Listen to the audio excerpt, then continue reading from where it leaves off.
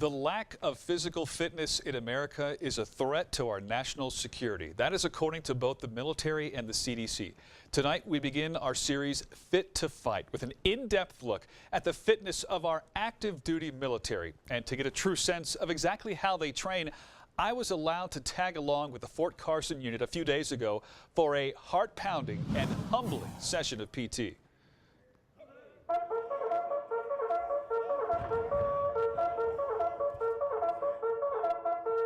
The temperature is still in the 20s when these Fort Carson soldiers assemble for physical training. Come on, put it down. Some of them have already learned firsthand from hiking up hills with heavy packs and weapons just how important strength and endurance can be in the Army. Exercise. They break up into smaller groups, and I'm allowed to join in, beginning with a series of warm-ups, including leg lifts, push-ups, Go, go, go, go. and more. Next strength, move forward. After that, it's time to run. This is called the 30-60 drill. You sprint for 30 seconds, you walk for 60 seconds. You do it 8 times. We're on like number 3 or 4, and I'm way behind everybody else. Then it's a series of sprints back and forth, which I didn't even try. And I didn't attempt this either, but my 200 pounds seemed no problem for them. We're good. This drill is called the fireman carry. Someone puts someone of equal size on their back. They go down about 30, 40 yards and then back. And they're not walking, they're jogging. Builds up cohesion between the team, the squad, platoon, even up to it builds up our overall physical endurance. Staff Sergeant Cody St. Germain is a master fitness instructor. He says a unit typically trains like this 4 to 5 times a week, and twice a year, active duty soldiers have to pass a test involving running, push-ups, and sit-ups. If a soldier fails it twice, they can be forced to leave the Army entirely. Cody says the biggest benefit of staying fit is allowing the unit to focus entirely on the mission during combat. You don't have to worry about that guy next to you not being able to carry that load or to be able to even lift that weapon or even to move under fire. Because if we have to move a certain distance and that individual or that soldier can't do it, then you're having to worry about him making as well as you. For certain, how are you? Fitness is a top priority of the 4th ID's commander. Major General Randy George recently told us that his biggest fear is sending soldiers into battle that aren't properly trained in their equipment or in peak physical condition. I expect all of our guys and gals, all of our soldiers to be athletes. Because the kinds of things that they need to be prepared to do, there's probably nothing more physically challenging. And along with that combat readiness, being physically fit also saves the military a lot of money because a soldier in shape is less likely to be injured. Those injuries cost the government millions in health care expenses every year. Rotate. That expense was part of the reason for this Health of the Force report that came out in 2015. It found 13% of active duty military was classified as obese. In 2001, just 6.5% was considered obese. The military has proposed changes to its fitness requirements, but none are officially in place yet. 1 whistle means start sprinting, 2 means start walking. Fort Carson was consistent with the national rate of military obesity in 2015, but soldiers here are quick to point out that the extra challenge of training at elevation, as I found out firsthand, The push-up. gives them an extra fitness advantage when being deployed to most locations around the world. Now, in response to the growing obesity problems, the Navy in 2016 actually relaxed its fitness requirements to avoid having to kick out so many sailors. But the military's fitness requirements don't just make keeping active duty soldiers a challenge. Recruiting new ones is also tougher than ever. 71% of the youth that we're trying to recruit are not qualified for military service for various reasons. One of the largest ones is obesity at 31%. So right away, that's a discriminator if you are overweight and we can't get you down.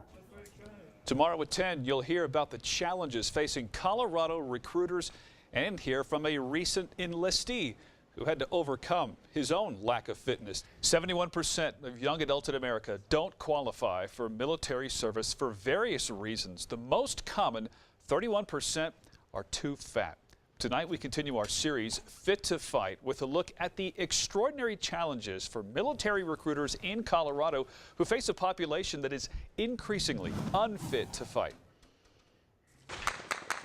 Joining the Army was something Logan Dykes had always considered. It had always been something that was in the back of my mind since I was a child. But after high school and college, there were other options, and he ended up an insurance adjuster until the calling became too strong. I always felt like I needed to give something back.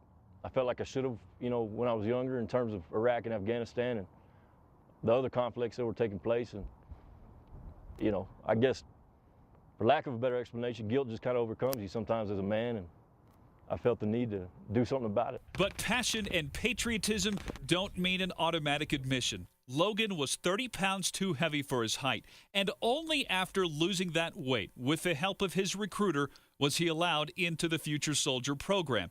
In that program, all recruits also have to pass the OPAT, the Occupational Physical Assessment Test, that includes 4 unique challenges with requirements based on their specialty. And so we will not ship you the basic training if your OPAT score does not qualify you for that position. The head of Army recruiting for Colorado, Nebraska, and part of Wyoming says it's sad for him to see so many young people ineligible for service. They're being denied a great opportunity in the military, which unlocks so many more doors for them that they don't even have a clue of. It also makes his job that much harder. Last year, his battalion missed its recruiting goal for active duty Army by 12%, but exceeded a smaller goal for Army Reserves by 10%.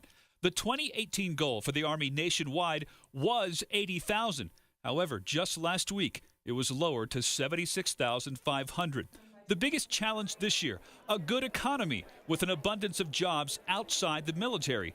And in Colorado, there is an especially low level of interest. In Colorado in particular, the recruiting environment is challenging because not only does it have the lowest or second lowest unemployment in the nation right now for recruiting, it also has the lowest propensity, which is kind of like a desire to serve in the military.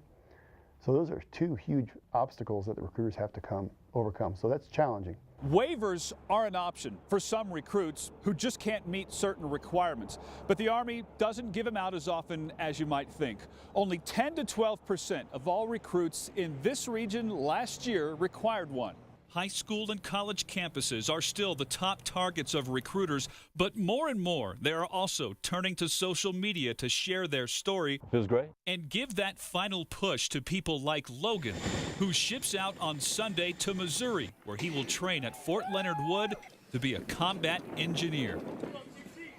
And last year, state lawmakers passed House Bill 1041, which requires guidance counselors to present military service as an option along with college and trade schools to at least make students more aware of the armed services option. However, the state of Colorado doesn't require that high school students have PE at all, and only a small number of individual districts do. The Army's goal this year in our region to recruit just under 2,000 men and women and another 423 for the Army Reserves. To find out how marijuana use is handled by the military nowadays, go to my Facebook page, Bart Bedsole, KRDO, and hear the extended response from Lieutenant Colonel Adams.